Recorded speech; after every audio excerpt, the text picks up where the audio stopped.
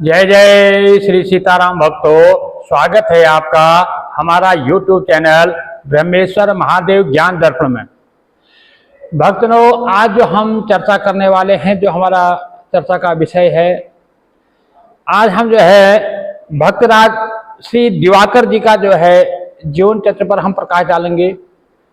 भक्तों, जो मैं ये कथा सुनाता हूँ, ये कथा सुना रहा हूँ, ये श्री नाभादास जी कृत जो भक्तमाल ग्रंथ है, वहाँ से मैं इस ग्रंथ की कथा को सुना रहा हूँ। भक्तों का चरित्र बहुत उज्जवल है, भगवान का चरित्र बहुत उज्जवल है, और मेरी वाणी बहुत छोटी है, इसलिए क्योंकि मैं कोई कथाकार नहीं, ना ही कोई व्याकरणकार हूँ जो कि शब्दों का तोड़ मरोड़ करके पेश करूँ, मुझे तो कुछ आता नहीं। इसलिए सरल वाणी में जो है, जैसे श्री गोस्वामी नाभादास ने जो लिखा है उसको मैं वैसे पढ़ के आगे सुना रहा हूँ।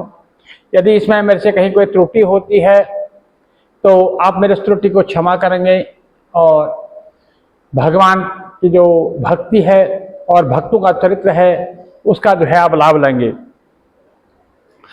भक्तों, जो जीव के हृदय के अज्ञान के अंधकार को दूर करने के लिए और भगवान ने जो है दिवाकर, जो भक्तराज जो हुए दिवाकर जी, वो भक्ति मानो दूसरे सूर्य के समान हुए। उन्होंने बहुत सारे लोगों का जो है मन का मैल दूर किया था, जो उनके अवगुणों को दूर किया, उनके अंदर में ज्ञान रूपी प्रकाश को जागृत किया। जिस प्रकार से भगवान सूर्यदेव जो है इस पृथ्वी मंडल को, इस जगत को जो है, चराचर को जो है प्रकाशमान करते हैं, उसी प्रकार से श्री दिवाकर जी ने जो है अपने नाम के अनुरूप ही जो है अनेक भक्तों के जो है हृदय में जो है ज्ञान का प्रकाश फैलाया। और उन्होंने जो है बड़े बड़े रजोगुणी जो है, बड़े बड़े राजा लोग जो थे, और जो बहुत क्रूर प्रकृति के जो राजा महाराजा को उन्हें उपदेश दे करके भक्ति पथ पर उन्हें आरूढ़ किया। उन्होंने जो है बहुत सारे ऐसे जो दुष्ट प्रकृति के थे, जिनका स्वभाव क्रूर था, जो मांस मदिरा इत्यादि का सेवन करने वाले थे, जो कुमार्ग पर चलने वाले थे, उनको भी जो है ने सही राह पर दिखाया, और अपना अहित करके भी उनका हित किया, और उनको जो है अनेकों लोगों को जो है भक्ति की राह दिखाई। जैसा कि उनका नाम था दिवाकर, अपने नाम के अनुरूप ही उन्होंने जो है बहुत से लोगों का जो है जीवन परिवर्तन किया। ये सब सदा सर्वदा जो है, अब जो जहाँ कल तक जो क्रूर थे, दुष्ट थे, वो अब जो है जो दिवाकर जी की जो है आज्ञा पर रहने लगे, और वो ऐसे भक्त बन गए, उनके आगे पीछे दौड़ने लगे। जिस प्रकार परिपक्व फलों के भार से वृक्ष नम्र हो जाते हैं, उसी प्रकार से जो है जो भक्तराज दिवाकर जी थे, वो जो है अत्यंत सद्गुणों से युक्त होकर के अत्यंत विनयशील थे, अत्यंत जो है सबके आगे झुक करके बिल्कुल दयनीय जो है एकदम से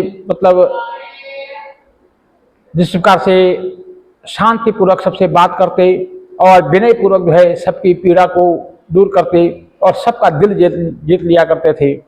बड़े ही श्रद्धापूर्वक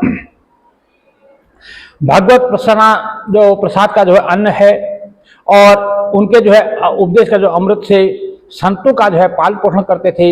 यानी कि जो भी उनको जो है भगवान की कृपा से जो है प्राप्त होता, भगवत प्रसाद जो प्राप्त होता, उसको जो है साधु संतों की सेवा में कर देते, साधु संतों की सेवा करते थे, और प्राणी मात्र के उपकार के लिए हमेशा वो तत्पर रहते थे। जितना भी उनसे बन पड़ता था, जिसका भी जो उनसे बन पड़ता, दूसरे की भलाई में लगे रहते थे, और हर बात पर जो है उनके मन मोह से जो है भोला राम उच्चारण हुआ करता था। यानी कि उनका जो है एक तरह से जैसे कहते एक टाइटल हो गया था, कुछ भी बोलते थे बीच में जो है भोला राम बोलेंगे, उनको जो है आदत हो गई थी।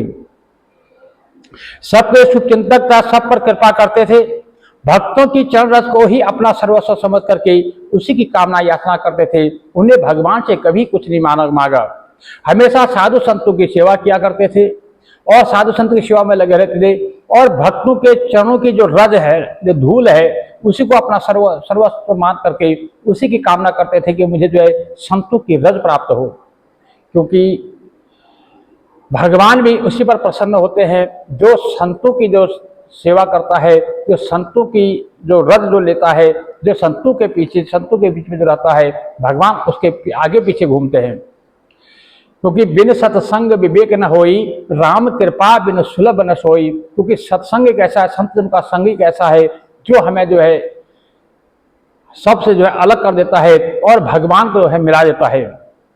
तो इस प्रकार से अपने आजीवन जो है उन्होंने भगवान श्री रामचंद्र जी के परमोज्वल गुणों का जो है गान किया। उन्हें जो है राम नाम का एक गुणगान किया करते थे। और उनके जो पिताजी थे करमचंद जी, वो मानो जो है साक्षात प्रजापति कश्यप जी ही थे।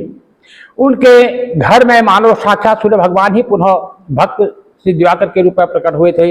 ऐसा मानो कि जैसे कश्यप जी के घर में जो है साक्षात भगवान सूर्यदेव प्रकट हुए हों, ऐसी जो है उनके घर का वातावरण था।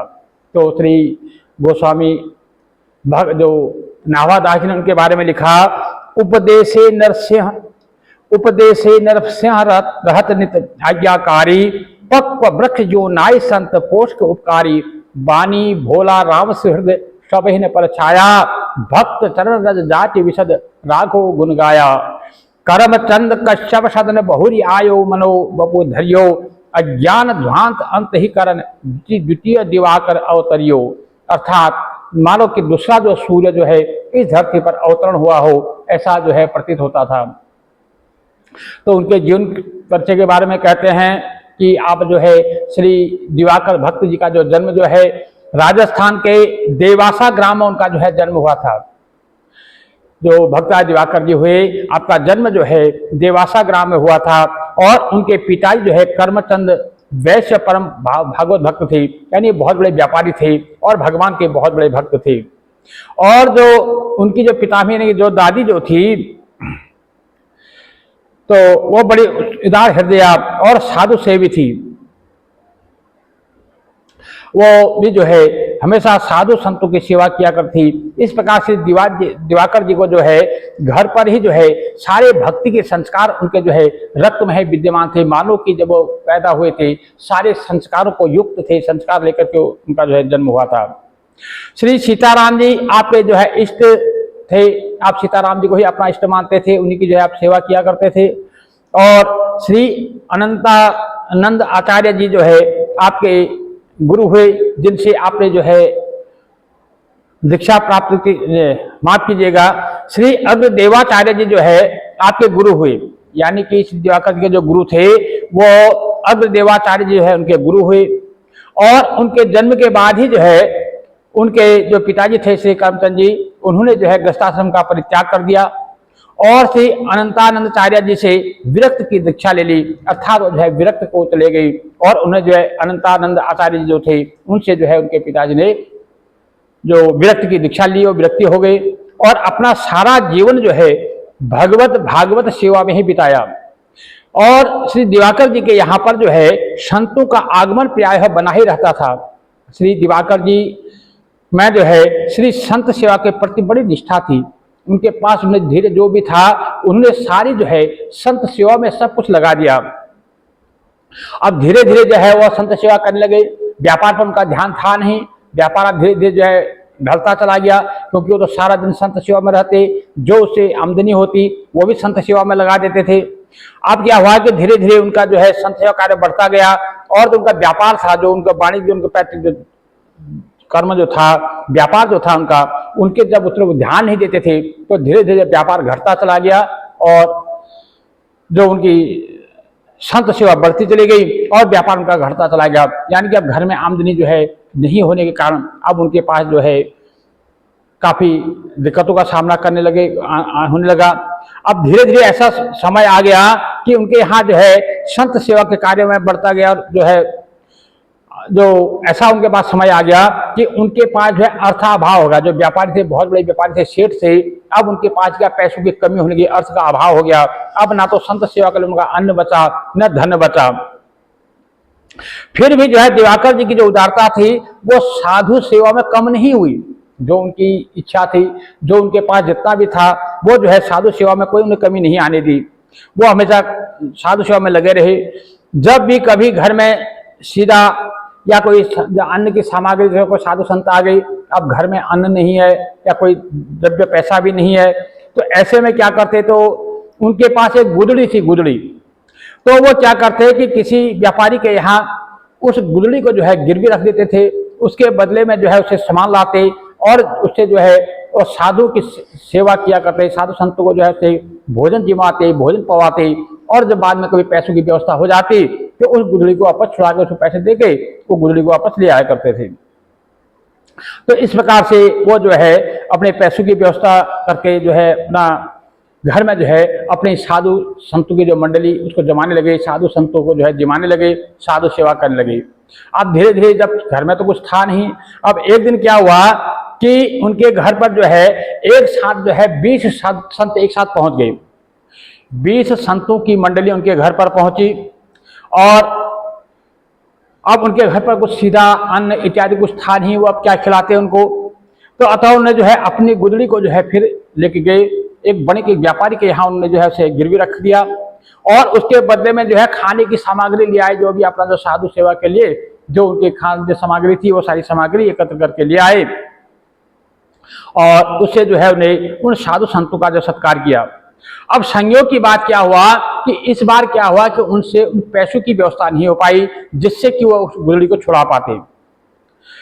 तो अब नहीं छुड़ा पाए, तो धीरे धीरे अब समय बीतता गया, गुदड़ी छूटी नहीं। अब धीरे धीरे समय बीतता गया, अब जो है आगे आ गई शीत ऋतु, यानी ठंड का समय आ गया, जाड़े का समय आ गया, कड़ाके की सर्दी पड़ने लगी।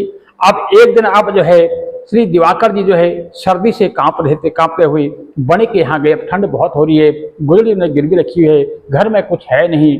अब ऐसे में जो है तड़पते हुए कांपते हुए वो उस व्यापारी के पास गई और उससे जो है विनय करी, हाथ जोड़ करके प्रार्थना करने लगे कि आप जो है इस शीत ऋतु भर के लिए, यानी जाड़ा जो समय है ठंडी भर के लिए मुझे जो है गुदड़ी मेरी वापस कर दो। जब ठंडी बीत जाएगी तो मैं जो है अपनी गुदड़ी आपको वापस कर दूंगा।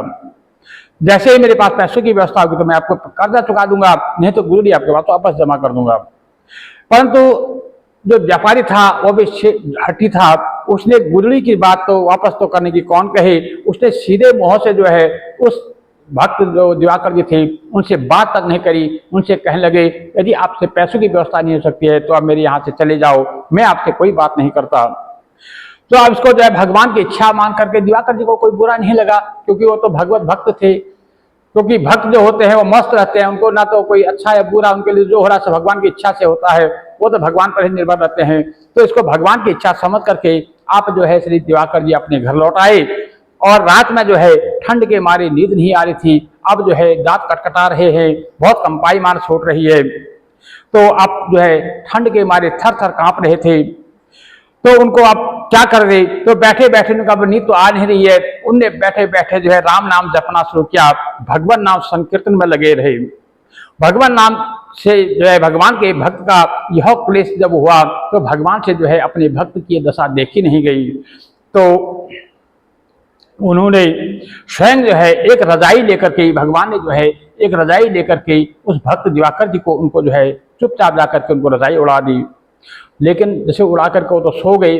सुबह प्रातः काल जब बनिया जो बणिक जिसके यहाँ उन्होंने अपनी गुदड़ी जो है गिरवी रखी थी, वो जब आकर के देखता क्या है कि जो दिवाकर जो है ये तो नई रजाई उड़ करके सोया है, कल ये मेरे पास गुदड़ी मांगने आया था, मैंने इसको गुदड़ी नहीं दी, इसने मेरे पैसे वापस न करके ये जो है नई रजाई ले आया।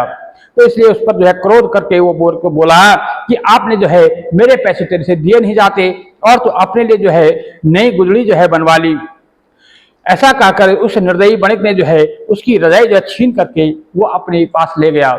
अब क्या करे भक्ति, क्या करे, अब वो तो फिर भगवान नाम में लग गया। बोला जैसे प्रभु की इच्छा है, प्रभु देने वाले भी आप, लेने वाले भी आप, क्योंकि भगवान जो भक्त जो होते हैं वो तो भगवान के सिवा उनको तो कुछ अच्छा बुरा होता ही नहीं है। तो उनने उसको ही भगवान की इच्छा मान करके प्रसन्न होकर के फिर वो भगवान नाम लेने लगे। और फिर वही बात हुई, रात में फिर ठंड पड़ी, ठंड तो होनी थी, सर्दी का समय था, अब घर में कुछ था नहीं, तो थर कांप रहे थे, होंठ कटकटा रहे थे। तो ऐसे में जो है वो फिर वही भगवान नाम जब भी राम नाम जपने लगे। अब राम नाम भी उनसे साफ उच्चारण नहीं हो रहा था ठंड के मारे, उनके दांत करकटा रहे थे, जीव जो है उनके जिह्वा जो है पूरी वो नहीं थी, राम नाम भी साफ उच्चारण नहीं हो रहा था। अब और जो है जैसे भी होता था अपना जो भगवान नाम में लगे रह गई। अब ठंड के कारण जब नींद नहीं आ रही थी तो भगवान ने फिर उनको देखा, तो भगवान ने फिर उसकी दया आ गई, उन्हें फिर एक नई रजाई ली और उस भक्त जो है दिवाकर जी को एक रजाई और उड़ा करके वहां से वो चले गए। भगवान चले गए। अब जो फिर भक्त जो दिवाकर थे वो सो गए।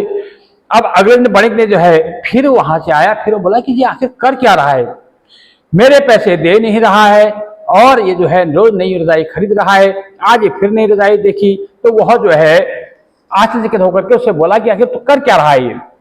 तो उसने जब रजाई तेरे पास नहीं रजाई फिर कहां से आ गई, जब ऐसा कहा तो क्योंकि बड़ी को इतना पता था कि भक्त है, झूठ ये नहीं बोलेगा, तो इसलिए उनसे पूछा तो उसने जो है सब सच सच बता दिया। जैसे मतलब भगवान की कृपा से उसको रजाई मिली, जैसे भगवान आकर के रजाई उड़ा गई, ये जो है प्रत्यक्ष उसने जो है उस सेठ को जो है अपनी सारी बात बता दी। तो भगवत कृपा का चमत्कार देख करके वह जो बणिक था, जो व्यापारी था, वो बहुत लज्जित हुआ। वो उसने भक्त जो है उसे नमस्कार किया, उसके चरणों में गिर करके उससे जो है बार बार क्षमा मांगने लगा कि हे भक्तराज, मैंने जो है आपसे बहुत बुरा बर्ताव किया, मेरे से बहुत गलती हो गई। तो ऐसा कहकर उसने माफी मांग करके उसने वो गुदड़ी और जो रजाई उससे छीनी थी वो वापस करके उनको वापस ला करके दे गया। और इस चर्चा को जो है अब धीरे धीरे पूरे गांव में चर्चा फैल गई। अब क्या होता कि पूरे गांव में जो है सभी लोग उनके जो दिवाकर जी थे उनके भक्त हो गई। अब दूर दूर तक उनकी चर्चाएं होने लगी। अब सभी लोग जो है उनके पास आकर के सत्संग सुनने लगे, राम नाम का संकीर्तन होने लगा। और फिर क्या है कि गांव वाले ने उनका खूब सम्मान किया और लगभग जो है बहुत दूर दूर के लोग जो है आकर के उनके शिष्य बनने लगे। पूरा गांव उनका शिष्य हो गया। अब उनकी जय जयकारें होने लगी। और क्योंकि भगवान जब किसी पर कृपा करते हैं तो वो ऐसे करते हैं कि